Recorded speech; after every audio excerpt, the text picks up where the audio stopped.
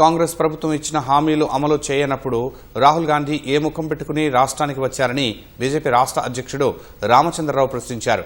విశ్రాంత ఉద్యోగులు, ఉపాధ్యాయులకు రావాల్సిన బకాయిలను ప్రభుత్వం వెంటనే చెల్లించాలని డిమాండ్ చేస్తూ హైదరాబాద్ ఇందిరా పార్క్ ధర్నా చౌక్ వద్ద బీజేపీ నిరాహార దీక్ష చేపట్టింది. విశ్రాంత ఉద్యోగులకు బీజేపీ అండగా ఉంటుందన్న రామచంద్రరావు రేవంత్ రెడ్డి ప్రభుత్వానికి రోజులు దగ్గరపడ్డాయని హెచ్చరించారు. రాహుల్ గాంధీ గారికి నైతిక అధికారం తెలంగాణ రావడానికి లేదు. ఎందుకంటే వారి పార్టీ సంబంధించిన ముఖ్యమంత్రి మాట తప్పుతున్నారు కాబట్టి. బీదవాళ్ళ ఇళ్లు కూలగొడతా ఉన్నాడు.